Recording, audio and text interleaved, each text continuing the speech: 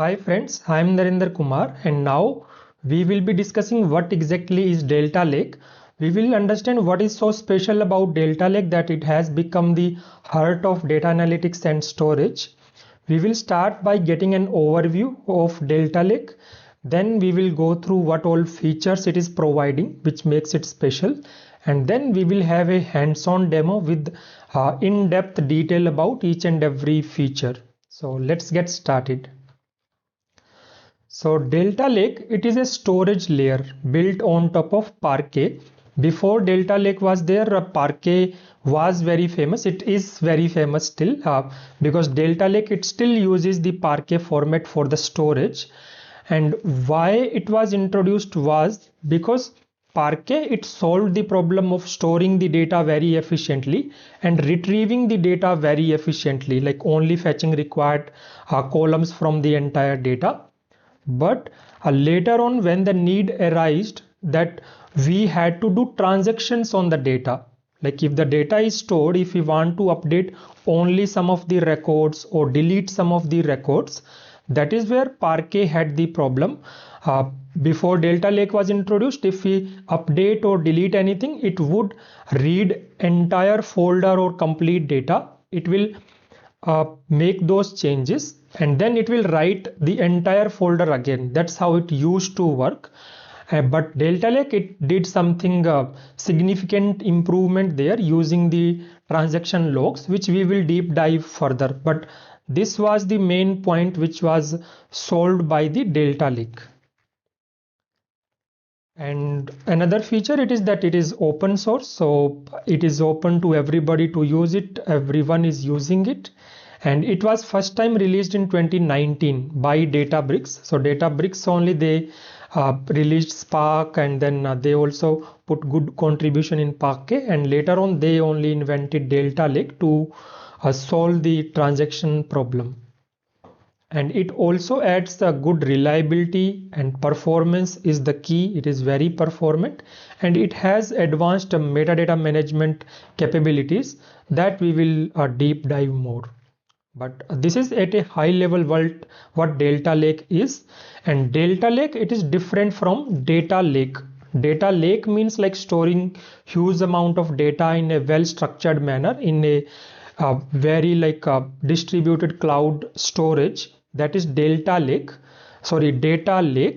But Delta Lake, it is a storage layer. It is the storage format how the files shall be stored for a given table. So that is what Delta Lake is. So these two are different things we shall keep in mind. Next, let's understand what are its core features. So like I was telling, the most important or why Delta Lake was invented was the ACID transactions.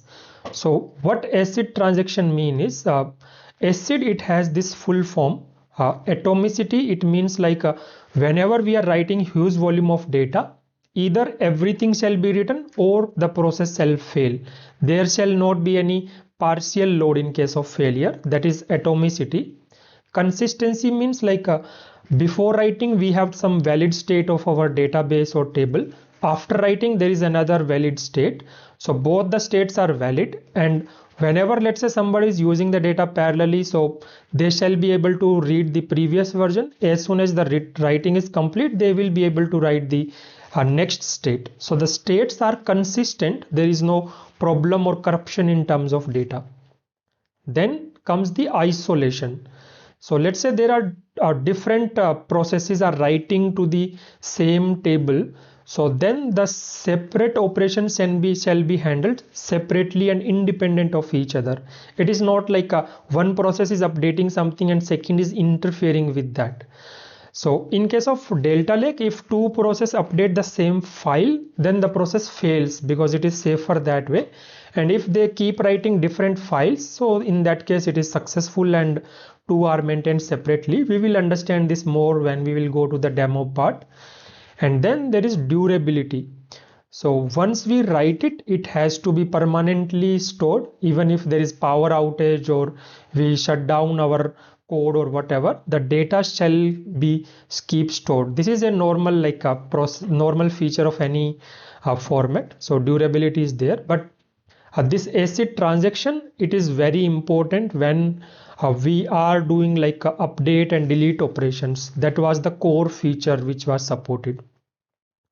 Apart from ACID transaction, it also supports schema enforcement and evolution.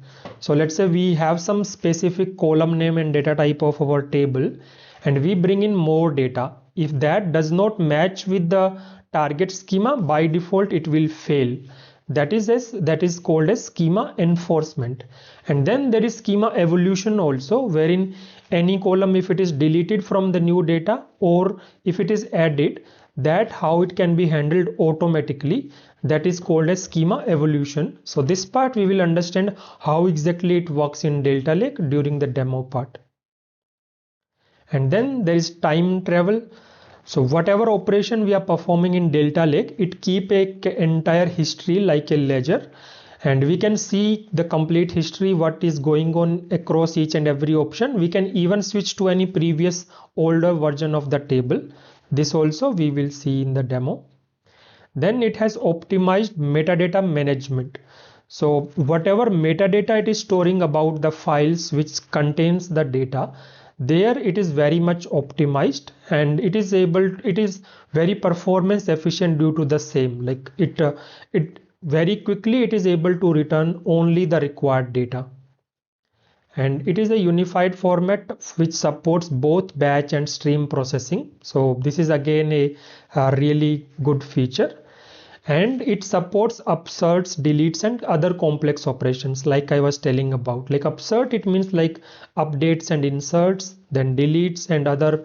There can be more complex operations when it will come to merge operations.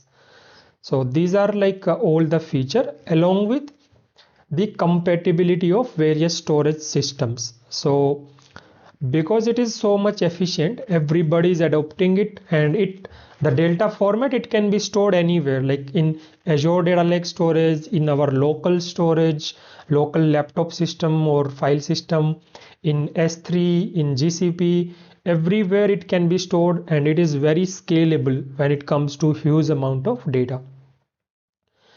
Now we will jump to the demo, and in the demo part I have created in separate parts so that I can explain in deep, and we don't rush to like just cover at a high level. We will be going into more and more deep detail. So in this first demo, in this current video, we will be doing deep dive into the core features and how exactly the data is stored in terms of that folder, what it contains, all that thing. We will see how ACID transactions works, and we will also understand the schema enforcement and evolution and time travel. So these things we will understand in this first demo, and I will be creating more videos after this, which the next demo will be about metadata management, how we can optimize Z order or vacuum the tables, what exactly do these operations do. And then we will also understand what is a shallow and deep clone, which is also very useful concept in Delta Lake. And then we will also cover liquid clustering and how it is better or not better as compared to partitioning. So now let's jump to our first demo. So here I'm in my Databricks workspace in the free edition, and I will start by creating a simple delta table. So what I'm creating is I'm taking this sample data here with only ID, name, and age, and I'm creating a Spark data frame and then writing it into this particular delta table. That's what I'm doing. And in the format you can see I have mentioned delta, and then again I'm just reading the table and displaying it so that we can see what exactly it is stored in that delta table. So it is a small data with just 3 columns and 3 rows. And this table, it is created in our Unity catalog. Now let's have a look. So here is my table created, and if we notice here, so I had specified this particular catalog, then this schema, and this is the table name. So this is where we are currently in training delta demo and people delta demo table. These are the column and their data types. And if we go to details, And if we are interested in the storage location, so I want to show you how exactly the files are stored in terms of delta table. But because this is a managed table and it is a default storage, directly we cannot see the folders created inside that table. So if we want to see that, what we have to do is this data frame, instead of saving it as a table, we have to specify a separate location so that there we will write it as a delta table or in the delta format. Now it has written this content of that same data frame, this data, into this particular location. And this is something I'm doing because we are in free edition. Otherwise, when we have a proper project working environment, there you will see the storage location. In most of the cases you can directly go there and check out that location as well. But here, because it is not visible, we are writing that way. So here the location I had specified, it is this particular location, and this is the final table or final folder location I have specified here, which is my table. So if I open it, so this is how the data is stored in delta. So what we see here is, let me minimize this part. So we can see that this is a file in Parquet format. So this file, it contains the data. Data means these 3 rows. So that is what this Parquet file contains, and it is compressed using Snappy codec. So this Parquet file itself, it is also compressed. And then the magic of delta, it lies into this particular folder, which is underscore delta underscore log. Although this folder does not contain any real data, but it contains the logs of transaction. So if we see here, we can see like there are stage commits, which are some intermediate like commits it store, whatever operation it is doing. And the main operational information, it is stored as a JSON file. So if we download this JSON file and we look inside it, so here we can see like this is the time, username, operation, what did it do, and what was the mode while writing the data. It was overwrite mode.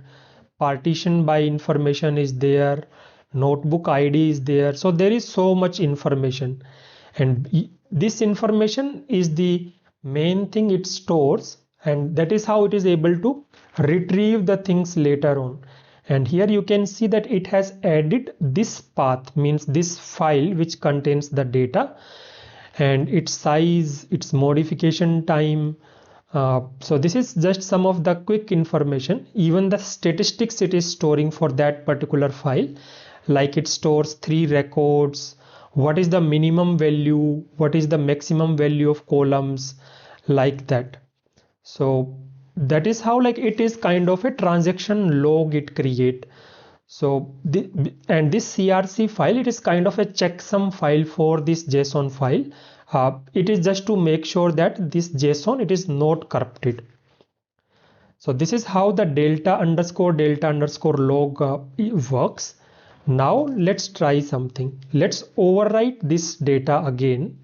So this location that I am specifying here, if I go back there and if I refresh this location, let me refresh it.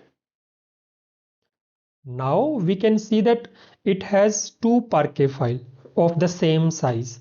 So one of them, it contains the which was like written 3 minutes ago. This contains the older 3 rows, and whatever latest data we have written, it has created a new file for that one.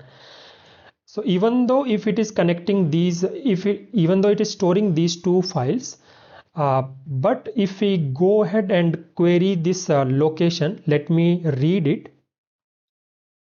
So here we can see that if we are reading this location, it is showing only these latest 3 records, even if it is storing these 3 here and these 3 here.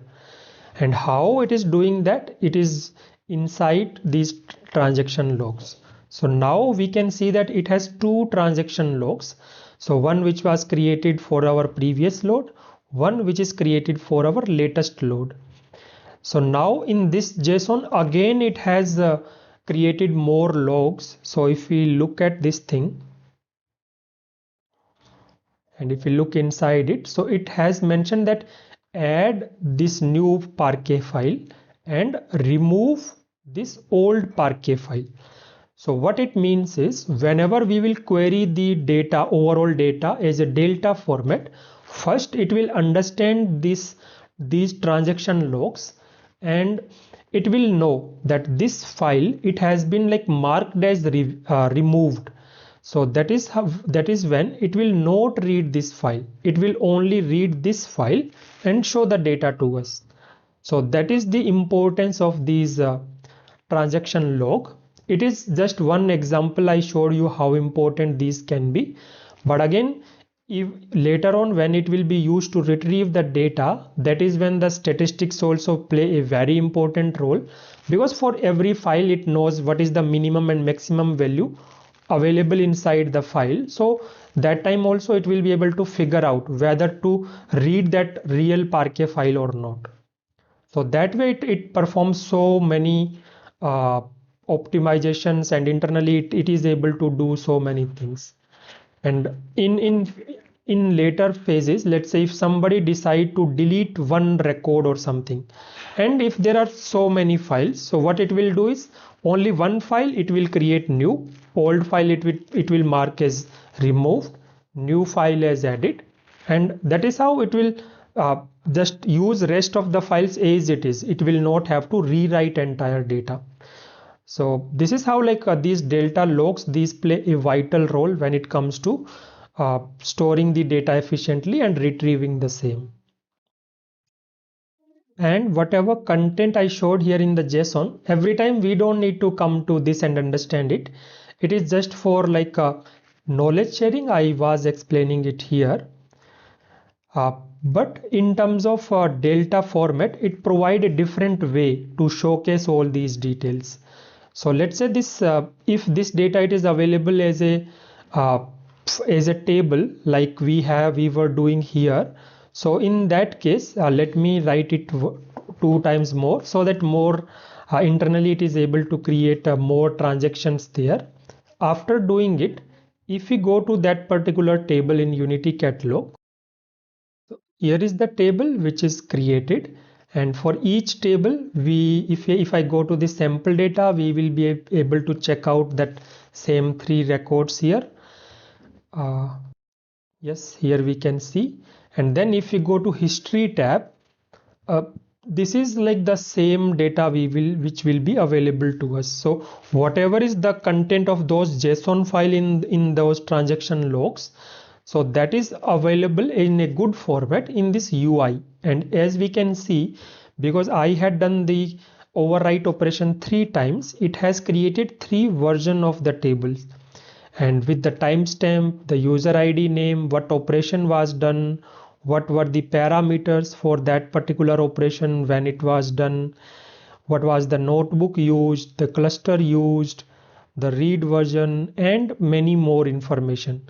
And this operational metrics also is important one, like how many files were affected, how many were removed, size of removed data, output rows, like that. So we get each and every information in a very detailed manner.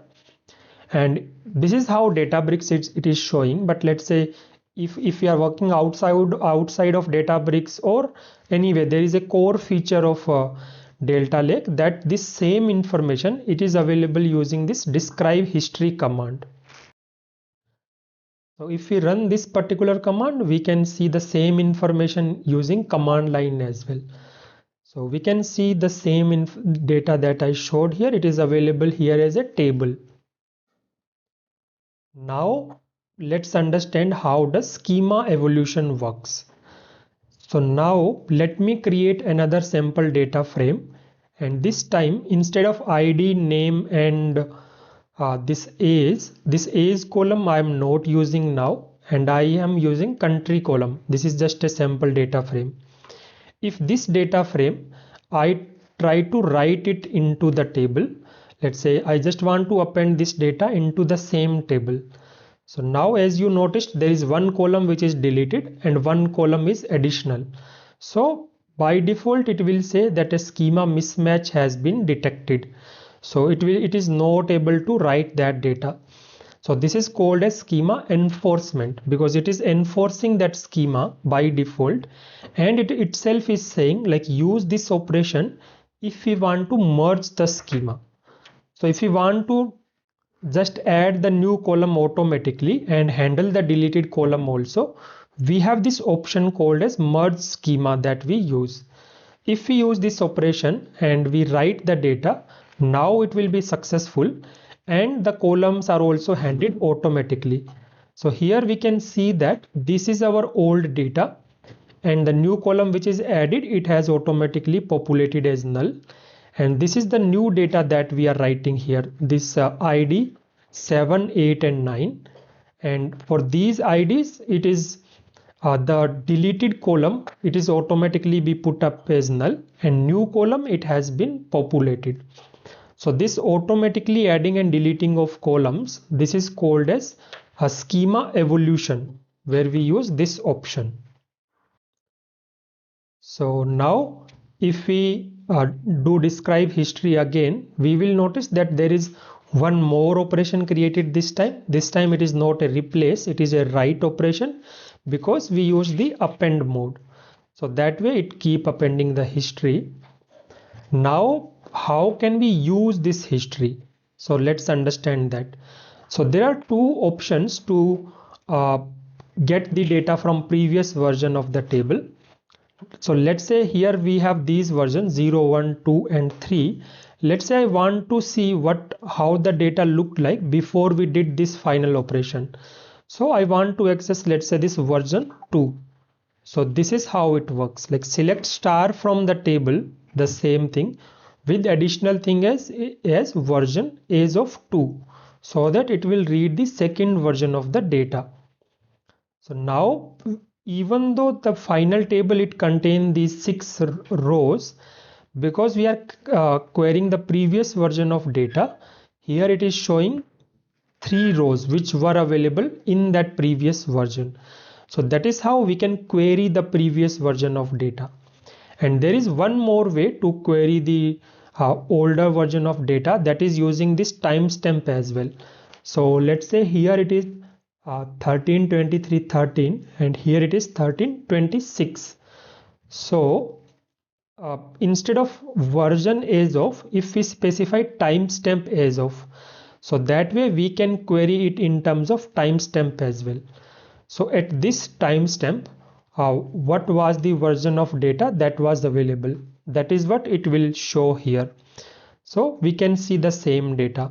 And even if instead of 23 I specify 24 here, now still it will show the same data, because the newer version it was updated at 26th minute. And if I specify 27 here, that is how automatically it will fetch the data from the latest version. Oh, okay, sorry, we cannot fetch the data which is like a newer timestamp version after the latest version. So that is how it works. We can only query historical data using this one. So that is how this works. So until 25 or 26 we can specify, and if we are looking for the latest version of the table, we can simply remove this thing, and directly we will get the complete latest version of the data of the table. So that's how it works. So that is how this time travel works, and this is how we can query the previous version of data. But let's say I think like this latest operation I should not have done it. I want to bring the table back to the previous version. Then how can I do it? Like this. So there is a restore option, like restore this table version as of 2, so that instead of 3 it will go back to previous version. So that is how this restore works. And after doing the restore, if we will query this table again, we will see that the final table it has been restored to the previous version. So it has been restored, and this is the size in bytes, number of files what are there after like restoring, number of removed file, the latest file it has removed, like that it is showing. And now we can see that even the latest version of the table it will show the restored version now. Instead of 6 rows, it is showing the 3 rows. That's how it works. And if we query the history again, so we will notice that even this restore operation, it is again stored as another version of the table. It has still not replaced anything. It just keep appending more and more things, whatever operation we are doing. So that is how it works. And then comes the most important part, for which the Spark, not Spark, this Delta format was invented, which is the upsert operation. So let's say this is the new data, wherein these if we see our table, so we have only 3 entries, 1, 2 and 3. And let's say we are getting this new data, and maybe let's try to update also. So let's say 1 row is updated and 2 are new. So if we want to take care of this scenario, and based on ID, let's say in my target table, because ID 1 is already there in the table, so I want to update these, and ID 7 and 8 are new, so I want to insert these. So for this kind of scenario, we have the merge into statement. So what we are doing here is merge into the target table as target, using updates as source. So that means this is my source, which is the new data here, and we are doing it based on ID, target.id and source.id. Whenever these are matching, so when matched, then it will update. It will set the target name equal to source name and target age equal to source age. And whenever the IDs are not matching, that means that's a new data. So that new data, it will insert this way. So that is how this merge operation works. And if we merge it, we will see that the data, it is updated and inserted newly. So now we can see that 7 and 8 is the new data which is inserted, and for one ID, the name and age, it has been updated based on the latest data. And after writing this, if we again do describe history, so we will notice that merge, it has created this as a separate operation itself, and we can see that it is providing these additional parameters, it used the ID column for matching, and some other things are there. And we can also see here in the operational matrix that 3 files it has added when it is writing that. And there are some other lot of information is there. Even everything I also don't know. We don't need to worry much, but there is some overall we shall be knowing that this kind of information, it is storing it, so that whenever need arises, we can come here and we can check it out. So we can see number of output rows, and there is lot more information. So we can always refer this. And if you noticed, even though if we did only the merge operation, it has automatically run another optimize operation of its own. So this optimize operation, it does some optimization, which we will see in the next video as part of the dedicated video on the optimize Z order and the vacuum operations. So this is what I wanted to explain here. I hope you liked it. Please do like and put your thoughts in the comment section and subscribe. Thank you. Bye bye.